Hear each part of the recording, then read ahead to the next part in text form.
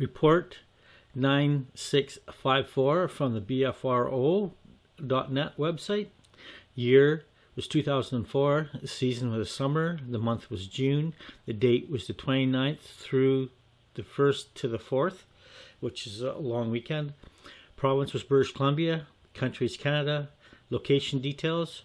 Paul Lake Provincial Park Campground is located to the northeast of the city of Kamloops, BC. Nearest town would be Kamloops. Nearest road, Paul Lake Road, becomes Pinatana Lake Road, closer to Kamloops. Observed. We were camping in the Paul Lake Provincial Park at the upper end of Paul Lake Campground over the Canada Day holiday. We were told by the park operator to be bear aware because the Saskatoon berries were ripening and every bear within 100 miles knew it. We did notice much more wildlife this year than last year, which was our first time staying at the park. We saw 2 large black bears moving up the mountain past our campsite the first morning we were there. 3 separate events during our stay that merit the attention of BFRO. The first occurred at our campsite on the 3rd night we were there. We had been having problems with a wood rat trying to make a nest in the engine of our car. For 2 nights straight, we heard him knocking around our car. I was concerned about the flammable straw, gnawed tubes, gnawed wires, and had chased him out twice. He usually showed up around 5 to 10 minutes after we went to bed. On the night in question, I was lying in my sleeping bag waiting for the rat to show up. He did. But instead of going to the car, he scampered under the tent floor very near my bag. Surprised and not quite believing, I felt the lump he made in the floor of the tent and felt the warmth of his body. And I noticed that he was shaking like a leaf, like it was scared. I assumed a coyote or something had scared him, got a house shoe, and I banged him a couple of times until he left. I was really tired of this rat. Then laid down and assumed I'd be able to get some sleep. My wife woke up with the banging but almost immediately dozed again. About 5 minutes after the rat had left, I heard footsteps very near our tent. Very quiet, but definitely bipedal. I only heard 2 or 3 near our tent, but my wife says she heard it circle our campsite a couple of times. Whatever it was walking very slowly, as if stepping and looking around and then stepping again. Thinking it was kids looking for something to steal, though impressed by how quiet they were, I was just starting to get out and look around when the strangest yell I've ever heard in my life sounded, out very close to our campsite, in the woods up the mountain. It wasn't a scream, but a very complex set of warbly type sounds that sounded almost like an owl, but much deeper. I've heard wolves, coyotes, loons, squirrels, and I've been scared by owls more times than I care to admit, but this was just weird. It woke up my wife completely, who asked what the hell was that. We asked the next morning if anyone had heard anything. The folks in the next campsite said no, but they were a bit standoffish. The park operator suggested a cougar, but I don't think so. It was definitely not a bear. I've searched various sites looking for sound bites, and I found a site with a curdling calls of barred owls, and that's the closest, but not deep enough, and this was only made by one animal. This lasted much longer, total about 10 to 15 seconds. It sounded like an animal, not a bird. We didn't hear anything else and eventually got to sleep, thinking that an owl had spooked us. The second incident happened the next day, July 1st. Thunderstorms had moved through the area and cooled things down nicely. My wife and I decided to walk in the rain from the day-use parking lot to the west end of the lake and back. No one else was on the trail or in the day-use area. The rain had kept everyone close to home that evening.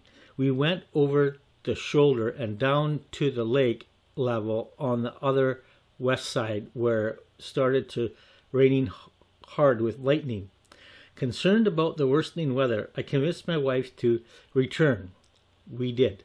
By the time we gained the shoulder, the storm had skirted us and was only lightly raining. As we descended the shoulder to return to the day use lot, I noticed how quiet the woods were, but ascribed it to the just passing storm.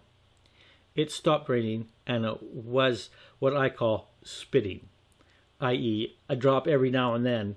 It was about 7 p.m. in the evening. About 2/3 of the way down the trail, I had gone ahead of my wife, who was taking pictures of a tree or something, when I transitioned from a duff-covered portion of the trail to a portion with gravel rocks. I scuffed foot, i.e. made a noise. I was surprised to hear a loud grunt, and immediately afterwards a very loud snap of a large branch being broken. Off to my left, up the mountain from the trail. I looked up and to the left, where I saw a large fallen tree, 40 to 50 feet from the trail. Crouched by the log was something large, with reddish-brown hair. The color of the hair and the size made me immediately think grizzly bear. But grizzlies aren't really known around Paul Lake. I had checked afterwards after we saw the black bears. I also thought of an orangutan, but I know there are none of those in BC. There was a significant amount of undergrowth, and there was a couple of saplings obscuring my view, so all I was able to see was a large amount of reddish-brown hair and the vague outlines of a form, greatly obscured by the plant material. Then it stood up. I assumed the bear was trying to figure out what had made the noise, but I noticed it seemed to have an arm up across where I assumed the head would be, which struck me as a little odd. It then moved away very quickly, making no noises as it did so. I saw it look back one more time after it turned, as if to make sure it wasn't being followed. Convinced that I had startled a very large bear, possibly a grizzly, I ran back to my wife and told her this, and we immediately began talking very loudly until we got back to the parking lot. There was no one else around except one guy looking at the trail sign. It was only later that I realized that the creature hadn't gotten back down onto all fours as it left. That was a bad moment, let me tell you. I get chills even now as I type this.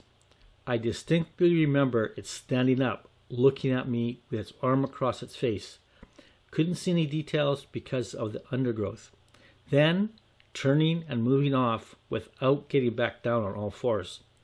Very quickly and with no noise, which surprised me because I've startled bears before while hiking, and they run.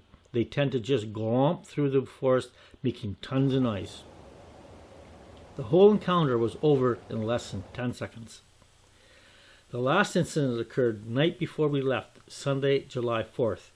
It was dusk, and we had decided to go down and say goodbye to the lake. We were sitting, reading, etc., and just enjoying the peace and quiet. There were some folks fishing, including a couple of girls in a paddle boat about 100 yards out. It was very quiet, no birds, etc., which surprised me. I didn't think too much about it. After a while, I started hearing splashes and thinking the trout had started jumping. Looked out to see how big they were. They sounded like big fish from the splashes. Within a minute or so, I noticed that the splashes were all concentrated around the girls in the paddle boat, and a guy in a canoe about 100 feet further out in the lake than they were. I also realized that I wasn't watching fish jump, but someone throwing rocks at them from the shoreline. I got up to look down the shore to the west when I caught a fleeting glance of a rock silhouetted against the sky coming from the woods west of the day use area. It made me mad. I pointed the splashes out to my wife and said some idiots were throwing rocks at people in the lake and someone could get hurt. It continued for about 5 to 7 minutes, and then the girls moved further out into the lake. It wasn't until later that I realized that the rocks were pretty big, i.e. not pebbles or skips. And unless a pretty big slingshot was involved, I don't think any human could have gotten the rocks out that far into the lake. The rocks. I only saw one against the evening sky. Came from the area I had seen the bear in a couple of days before. And that concludes this report from the BFRO website. The investigator was Blaine McMillan. He spoke to the witness over the phone. Thank you.